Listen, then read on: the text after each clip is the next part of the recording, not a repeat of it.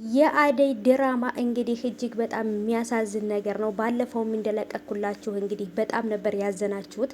አደይ በደረሰባት ነገር ብዙዎቻችን በጣም አዝነናል። ምክንያቱም ይሄ ነገር ይደርስባታል ብለን ስላልጠበቅን ማለት ነው። አሁን ላይ ታግታለች። ምን እየተፈጠረ ነው? ምን ሆነች? የሚለውን ነገር በቀጣይ ድራማው ሲለቀቅ በደንብ የምናይ ይሆናል። ግን ብዙዎቻችሁ ፍቅርን በጣም ነበር እየሰደባችኋት ወይም ደግሞ በጣም ነበር የጠላችኋት። ምክንያቱም ይቺ ሰይጣን እያላችሁ ፍቅርን እንትን እያላችኋት ነበረ። እንደኔ በጣም ተቃጥላችኋል ማለት ነው። እኔ ፍቅርን ሳያት ራሱ እንኳን ተናግራ አይደለም ፊቷን ሳያት ራሱ ደሜን የሚፈላው ማለት ነው። ለምን እንደሆነ አላውቅም። እንደዛ አይነት ሰው በጣም ነው የምጠላው። አስመሳይ ወይንም ደግሞ ቤተሰቦቿ ቤት ጥሩ ሰው ለመሆን ትሞክራለች። በተለይ ግን ደግሞ ፍቅር ምንም ጥሩ ነገር አያምርባትም። ምንድነው የተፈጠረው? ምን ሆነ? የሚለውን በደንብ እናያለን። ሰላም ሰላም ውድ የተከበራችሁ የቻናሌ ተከታታዮች እንዴት ናችሁ? ከኔ ጋር ሁሉ ሰላም ነው። ሰላማችሁ ይብዛልኝ ባላችሁበት ውድ ቤተሰቦቼ። ለቻናሌ አዲስ ከሆናችሁ ሰብስክራይብ አድርጋችሁ ቤተሰቡ ነው የደውል ምልክቱን እያበራችሁ ቤተሰብ አድርጉኝ። የምለቀው ቪዲዮ እንዲደርሳችሁ ውድ ቤተሰቦቼ። እንግዲህ በአደይ ድራማ ላይ አንዳንድ አስተያየቶችን እንስጥ። እንግዲህ ድራማው ይለቀቃል በቅርብ ጊዜ ማለት ነው። እና ውዶቼ ፍቅር እያደረገች ያለችው ነገር ብዙዎቻችሁን አስከፍቷችኋል፣ አሳዝኗችኋል። ይቺ ምስኪን ቤተሰቦቿን ለመርዳት እህቷን ለማሳከም እህቷን ለማስታመም እየሞከረች ያለችን ለምንድን ነው እንደዚህ የምታደርጋት? በተለይ ፍቅር እያደረገች ያለችውን ነገር ሁላችሁም እየተቃወማችሁና በጣም መጥፎ ልጅ እንደሆነች ነው እየተናገራችሁ ያላችሁት።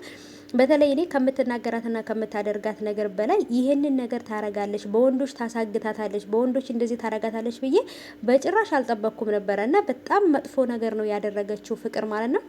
እኔ በጭራሽ ይሄ ነገር ታረጋለች ብዬ አልጠበቅኩም። ክፋቷ መናገርም ብቻ ይመስለኝ ነበረ። ግን ያን ነገርም ከበፊት ከልጁ ጋር ስታወራ ስለነበረ እንደዚህ አድርጋት ትወድሃለች፣ ፈርታህ ነው ምናምን እያለች ልጁ የማይሆን ነገር ውስጥ እንዲገባ አድርገዋለች ልጁ ማለት ነው። አሁን ላይ እንግዲህ ኦሬዲ ከጓደኛው ጋር ሆኖ አግቷታል። ብርም ከፍላዋለች። ያንን ብር የከፈለችው ለምንድን ነው?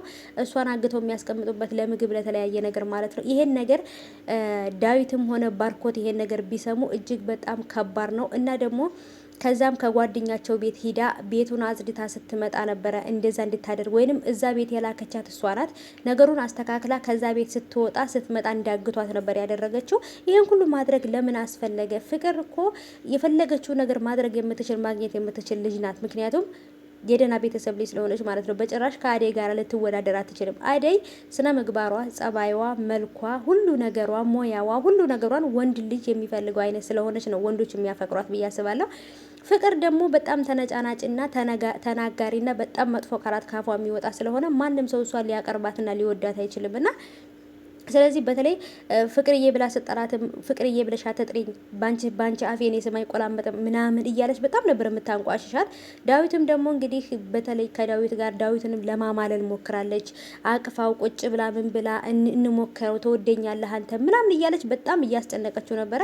ፍቅርንም ሰድቧታል። አንቺ ራስ ወዳድ ነሽ ብሏታል። ጥቅመኛና ራስ ወዳድ ነሽ ብሏታል። ምክንያቱም የተናገረው ነገር በጣም ትክክል ነው። እያደረገች ያለችው ነገር የራሷን ስሜት እንጂ የዳዊትን ስሜት አልተረዳችው ማለት ነው። ዳዊት ደግሞ የሚያፈቅረው አደይን ነው።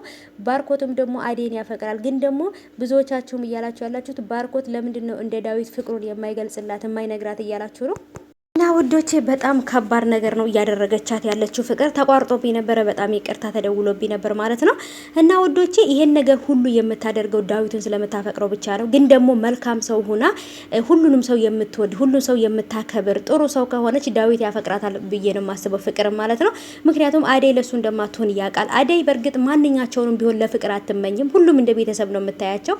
ምክንያቱም በአሁኑ ሰዓት የራሷ የሆነ ጭንቀትና ሀሳብ ያለባት ልጅ ስለሆነች ማለት ነው። ቤተሰቦቼ ብቻ ከባድ ነው በጣም።